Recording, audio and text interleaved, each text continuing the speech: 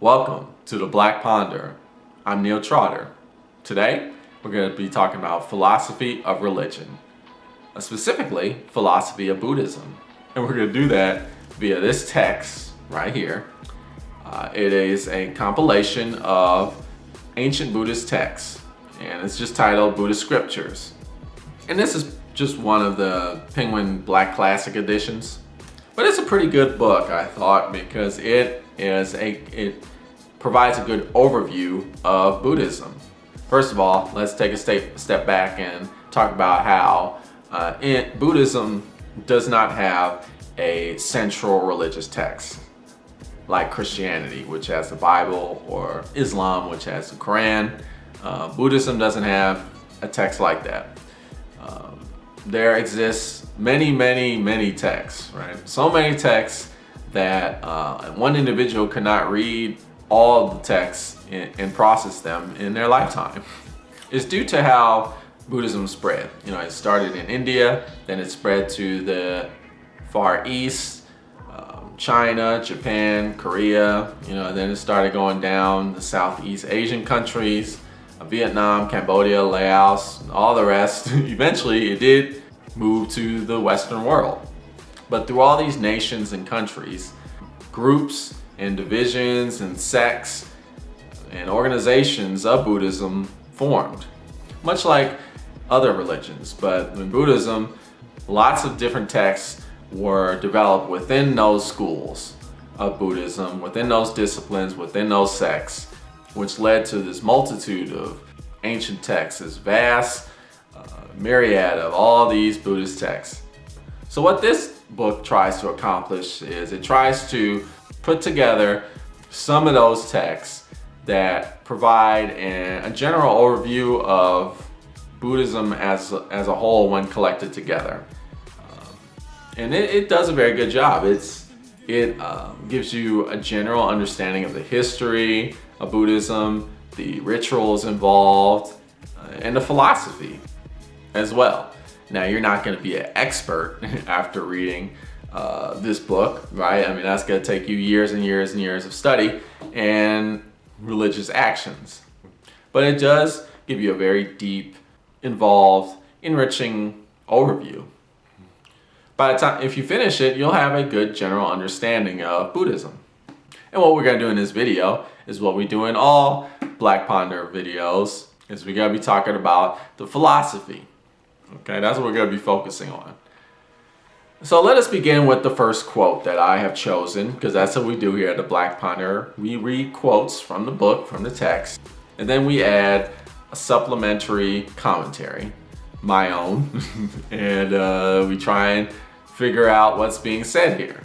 And so we're going to begin on page 187, and just in case you happen to have this book and you want to follow along, but if not, it's cool, I got you. I'll read you the quote and we'll talk about it. And this quote comes from one of the collected texts, which is translated. The title is Proving the Buddha. And the purpose of this text is to convince people why they should follow Buddhism rather than some other Asian religion at that time, like Hinduism, for example. So let me read you this quote. Language is a source of knowledge concerning the object that, being the subject matter of the speaker's efforts, appears in his mind. But language is not necessarily grounded in the object's reality. A subjective cognition is not regarded as a source of knowledge because it consists in grasping what has already been grasped. So what's being said here? Well, we're setting a foundation of this philosophy of Buddhism. Language is subjective. Let me just read you the note that I have in my margin, right? And we'll begin with that in terms of analysis. Language is subjective, meaning it exists in a predefined framework that doesn't completely encapsulate all realities. So language is not objective. The point of language is to communicate situations in our environment that apply to us, that apply to the human experience, right? The objects around us and the things that we are involved with. And it doesn't really apply to things outside of that involvement. Language is specifically relevant to the human experience. But anything outside that human experience, language really doesn't do much justice.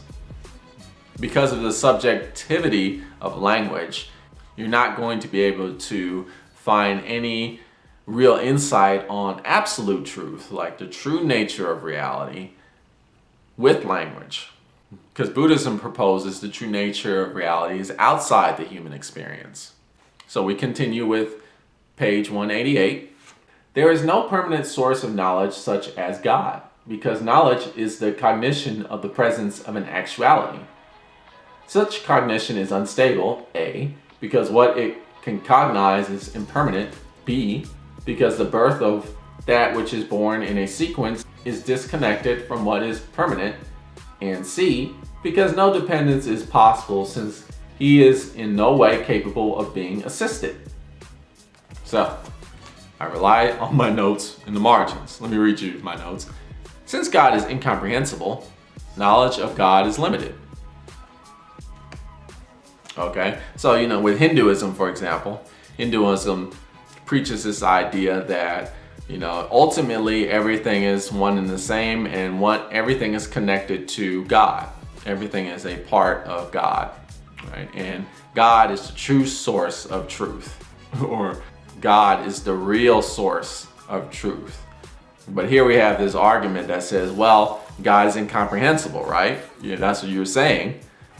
So that means truth is going to be incomprehensible. You're not going to be able to realize truth within an understanding of God because it's impossible to understand God. Human knowledge of God is incapable of understanding absolute truth. And this is because human beings are incapable of fully comprehending the true nature of God. So you're not going to get a complete understanding of the true nature of reality by trying to understand God, since God is incomprehensible. Now, I will read a quote from page 189, same text. Because they depend on what the speaker wishes to say, to what are expressions not applicable. But if the conclusion is established by their presence, everything is established for everyone. Reading my notes here. Language is framed based on what is desired to be communicated, not what is necessarily true. Again, we're talking about the subjectivity of language. More toward that point, the purpose of language is just to describe things that we want to describe. We have a need, and that's communication, but we don't want to communicate everything. We just want to communicate things that fit our immediate need, our condition, this human experience, the human environment that we're involved in. Now, if we're talking about absolute truth, like the true nature of reality, which exists outside of human experience, well, language doesn't particularly describe that because that's not necessarily the point of language. So you can't rely specifically on language to describe absolute truth. You're not going to get it there. Let us use this as a foundation as we continue our discussion about the philosophy of Buddhism. So keep those ideas in your mind as we continue. We move on to page 214 just in case, because I always got somebody in the comments that are saying, please notate the page number, even though most people probably don't have this edition, but just in case, we're on page 214, and this right here is a text. It's actually a hymn. It's translated as, the title of this is A Hymn to the Buddha. So I should actually be singing this, which I'm not going to do, but it is a hymn. It's a chant, a song. And I start with this question. That which depends on causes is empty of intrinsic nature? It's a question. This is the realization of the Buddha. Once the Buddha reaches enlightenment, they come to that realization that nature does not have any intrinsic value. Why? Because it depends on causes. The old notion, cause and effect. Everything that exists, all effects exist because of some cause. Like everything that exists because of something that caused it. And you can say that about everything that exists. There's nothing that exists without some previous cause. So nothing is independent. Everything is dependent on something else. And I notate in the margins here, things that exist are dependent on causation, right? And that's just ecology. I put ecology is reality, right? In ecology, this understanding the field of science where you're studying the interrelation of everything with everything else. This realization that nature is this complex system of interrelations between objects. In Buddhism, they come to this realization too. But their conclusion is, okay, so that means nothing has any intrinsic value because everything just depends on everything else. There's nothing that's independent. When you saw that emptiness is the meaning of dependent origination, then you saw that the emptiness of intrinsic nature and the efficacy of actions are not contradictory. So that's another important insight once the Buddha reaches enlightenment. And they're singing about the Buddha here. That's what this hymn is about. His realization when he reached enlightenment.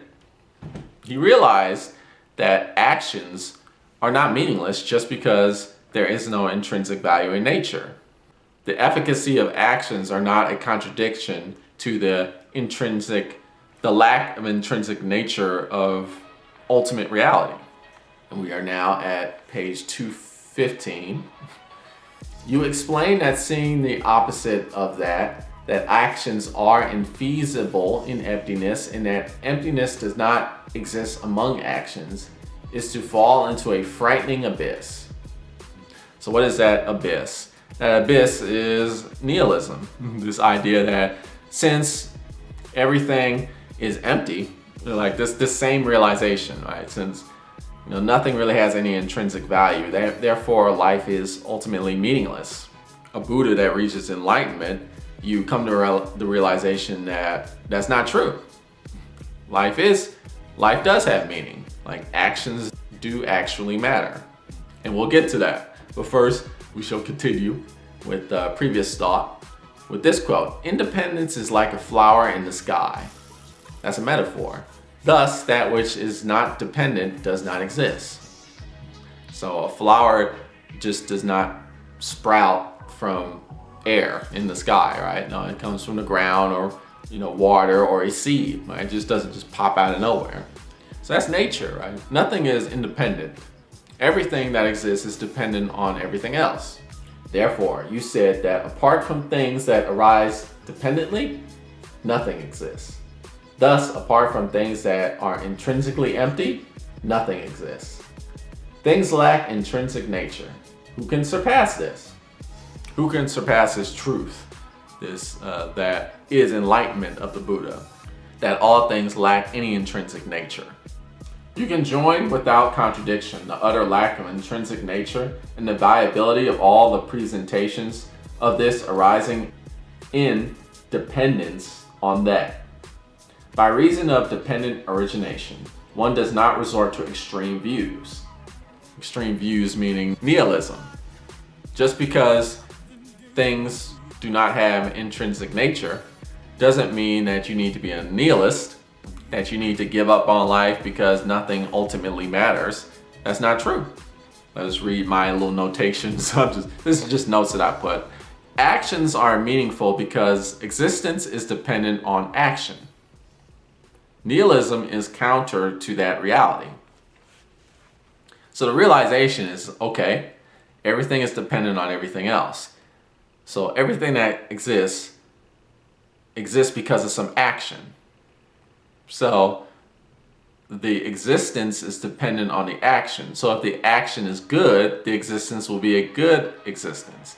But if the action is bad, the existence will be a bad action. The consequence will either be a good consequence or it will be a consequence of suffering. That's why actions matter. They matter because your actions can cause suffering or they cannot cause suffering. I also notate, nothing material exists independently. Yes, we said that. Therefore, ego is falsehood.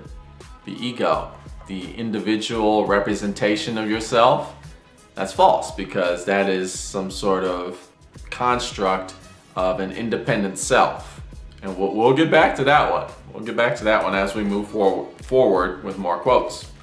But let us continue with this concept of lack of intrinsic nature without nihilism. I turn to page 352, and here we are at this text is translated as Wisdom and Compassion. That's the title. And here's the quote. These four are the genuine Bodhisattva, good qualities of any Bodhisattva. A Bodhisattva is, I wonder if I'm pronouncing that correctly. Hopefully, this is a person who has made the pledge, like, okay, I'm going to dedicate my life to reach enlightenment, to the way of the Buddha. That's what a Bodhisattva is. Okay, these four things. Which four? 1, he is firmly convinced of emptiness. Emptiness, again, is that lack of intrinsic nature. Yet he has faith in the law of the fruition of acts. Rejection of nihilism. That's 1. 2, he tolerantly accepts non-self, no ego, and yet has great compassion toward all beings. That is not a contradiction. 3, his intention is already abiding in nirvana, and yet his active application abides in samsara. Samsara is the rebirth cycle that Buddhists believe in. When you die, you're reborn again as some other being. That's samsara. Nirvana is when you get out of that cycle of samsara, when you finally reach that enlightenment, that ultimate truth, and you realize the true nature of reality. You can escape the rebirth cycle, and then you have become in a state of nirvana. 4, he gives gifts in order to mature beings, and yet he has no expectations of any fruition of the act of giving for himself. These are the 4 qualities, which are the genuine Bodhisattva, good qualities of any Bodhisattva. Okay, let's get into this quote. Page 353, the next page. It is not that emptiness leads to annihilation of personhood. Persons themselves are empty, and emptiness itself is empty. Absolutely empty. Empty in the past, empty in the future, empty in the present. You must rely on emptiness, not on the person. However, those who rely on emptiness with an objectification of emptiness, I speak of as lost and vanished from this teaching. Reading my note, realization of emptiness as ultimate reality should not lead to nihilism again. That's what we're talking about here. So don't focus on the reality of emptiness, that ultimate truth, as the object. This ultimate truth should not be objectified. Page 354. Emptiness is the way out for those who engage in items of wrong speculation on the person. But by what means will they find a way out who hold the speculations on emptiness? Okay, now they're using a metaphor here. It is just like this. Should some man be sick, and should a physician give medicine to him, and should that medicine, having evacuated all his diseases, not itself, come to be cleared from his viscera, what do you think? Should that sick man be freed of that sickness, of that medicine, having evacuated all the diseases settled in his viscera? Would not itself depart his viscera? This is Buddha talking, by the way. He's talking to one of his disciples, and the disciple responds, no, blessed one, the disease of that man would be more serious if that medicine, having evacuated all the diseases, was settled in all his viscera and would not depart. Hope I'm pronouncing that word right. Viscera. And the Buddha responds, emptiness is the remedy for all items of wrong speculation, but then one for whom emptiness itself becomes a wrong speculation, I speak of as incurable. So how is this metaphor? What's being said here? Let me read you my notation. Realization of emptiness as ultimate reality is spiritual medicine. Okay, that realization of lack of intrinsic value, that's the medicine that you need for the sickness that you have, which is that being stuck in that cycle of rebirth. But overdependence on this medicine is nihilism. So if you keep focusing on that truth over and over again, like, you get caught up in that reality of, oh, I guess life really, there is no intrinsic value in nature. Oh, I can't believe it. Nothing matters. Oh, there is no self. Oh, there is no ego. Oh, I don't actually matter as an individual. If you keep thinking about that over and over and over again, that's nihilism. So you're overusing the medicine. And I put like an overdose is like an existential crisis, right? When you start focusing too heavy on that, you OD, right? So you can't just keep taking that medicine over and over again. You have to, you've taken the medicine, you realize the true nature of reality. Okay, I've realized it, now I need to move forward. Now that I know that, there's things that I need to do. Okay, you can't just get stuck in this reality of there's no intrinsic value. Damn, that sucks. Wow, I can't believe it. I'm not actually an individual that matters. You can't get stuck in that. You gotta move forward. You gotta be like, okay, once you know this, there are things that you can do. You actually can do these things. The quote continues, I call those ascetics and Brahmins who are fearful of emptiness tremendously mentally confused. Why? Since they live fully in emptiness, and yet they are afraid of that very emptiness. In philosophy in general, there is this struggle that goes on. There's this, not just Buddhism, but in a lot of Western philosophies, like existentialism, for instance. Some people make the mistake and say existentialism, its conclusion is that, well, life is meaningless, therefore, life sucks and then you die. There's nothing you can do about anything and all is hopeless, right? And that's actually most of the existentialists don't say that. They say, no, there actually is hope. Life is meaningless. It is, a term used is absurd by the philosopher Camus. Sure, life has no meaning on its own, but that doesn't mean you should just walk around in this hopelessness. You should still do something because your actions actually do matter. Buddhism comes to that realization as well. Now, the way they go about that realization is different. It's different, but they both combat nihilism. Okay, let's move on to the next quote. How does a Buddhist Sattva, or a Buddhist who has dedicated their life to reaching enlightenment and eventually experiencing nirvana, how do they come to the realization that existence lacks any intrinsic nature? We go to page 368, and the text we're reading from is, the title is translated Serenity and Discernment. And I'm reading you these quotes. Number 1, step 1. When a yogin examines the atoms and their parts, he does not discover external objects anymore. When he cannot discover any object, it occurs to him. All this is mind only. There is no external object whatsoever. Okay, that's step number 1. Step number 2. If there is no perceived object, then there can be no perceiver either, because of the dependence of the perceiver on the perceived. Therefore, if mind lacks altogether perceived and perceiver, mind can only be non-dual. And basically what's being said there, well, if you perceive something that has no intrinsic nature, like it actually doesn't really exist, it only exists in the mind, if that's what you're perceiving, and also that thing that you are perceiving, its very perception is dependent, it relies on you perceiving it.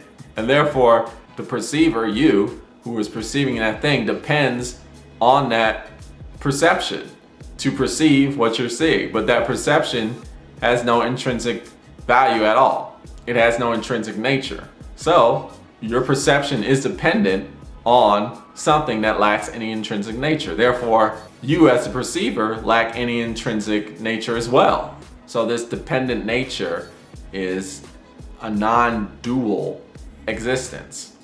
The perception of a non-intrinsic thing is dependent on the perceiver who depends on the non-intrinsic thing to perceive that which is non-intrinsic. Therefore, is itself non-intrinsic. This is what you begin to realize, truly realize, when you reach enlightenment. So, step number 3. The reality of this knowledge is likewise without foundation because it cannot be independent from the falsity of the perceived and the perceiver which it rejects. So we're talking about that cycle and the knowledge of that.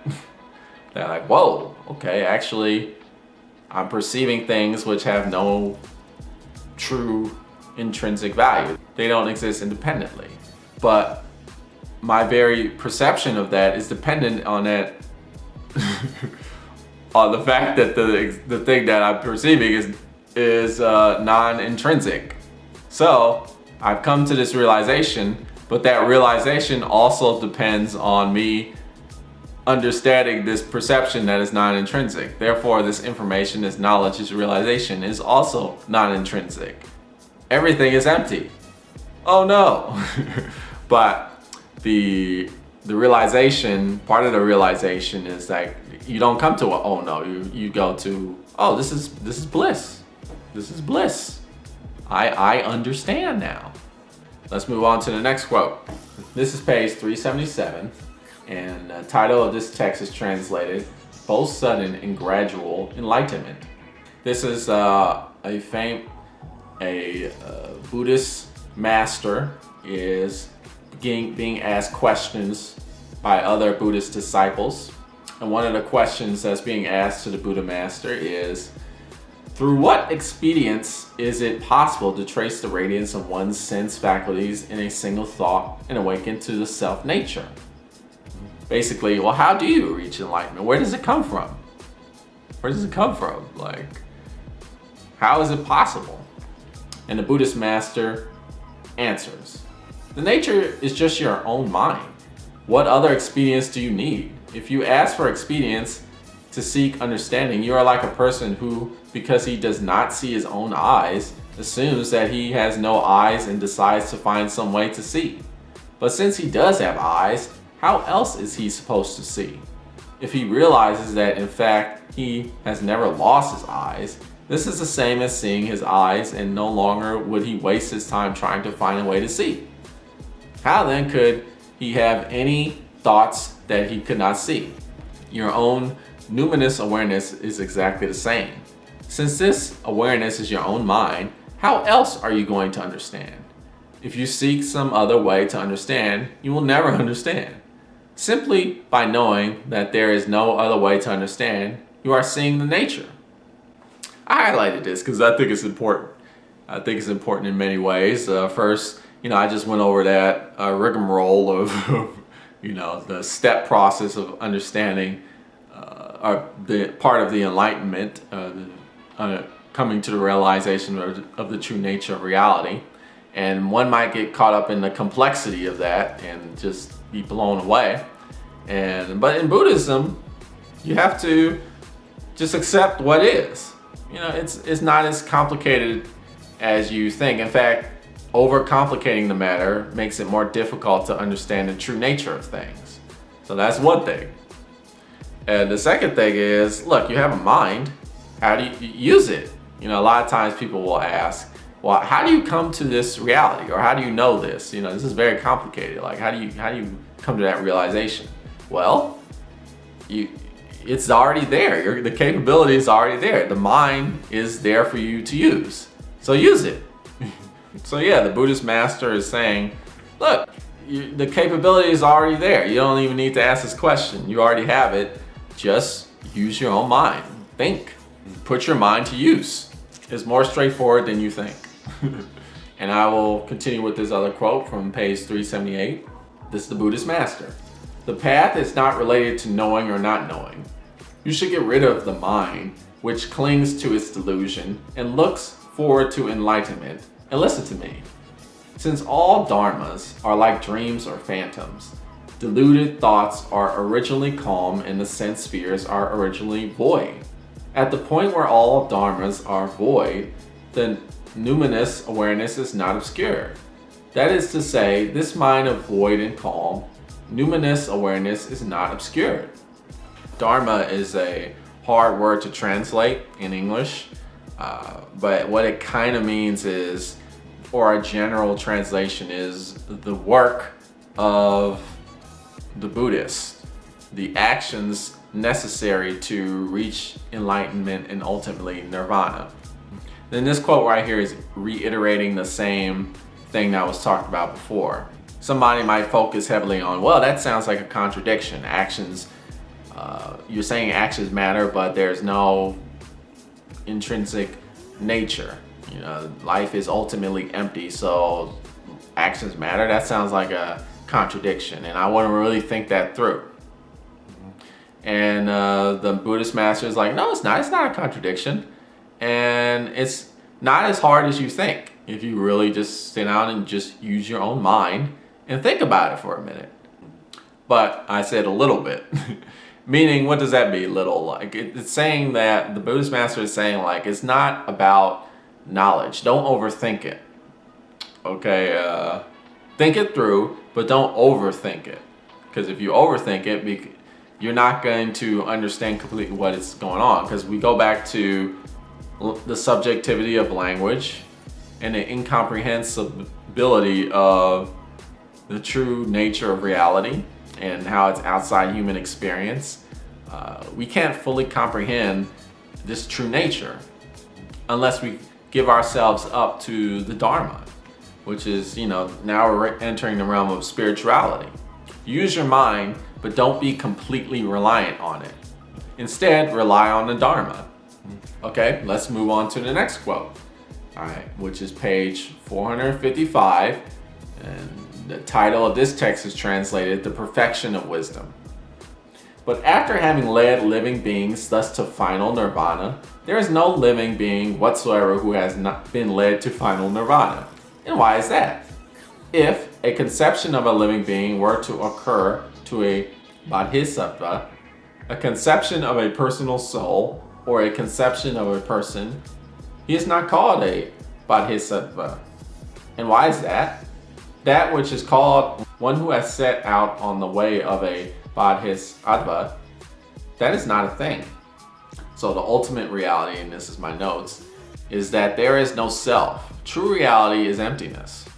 So here we're getting deep into the philosophy of Buddhism, where Buddhism is saying, you can't be a Buddhist and say, like, okay, me, myself, am going to show you the path to enlightenment. Because that ultimately doesn't exist. Because me, myself, I doesn't exist because I lack any intrinsic nature, as we keep saying. So ultimately, the nirvana has always been there. It's just you have to realize it. It has to be realized. That's all. When it comes down to the absolute truth of things, a Buddhist master doesn't lead you to nirvana, because ultimately there is no real Buddhist master. There is only nirvana, or that absolute reality. So it's just there already. You just have to come to the understanding, the reality, the realization, the enlightenment. That's all that has to happen. And here's another quote that goes along those lines. Page 460, the same text. The Blessed One spoke these verses. Those who saw me through form, those who associated me with sound, they have engaged in a misguided effort. Those people will not see me.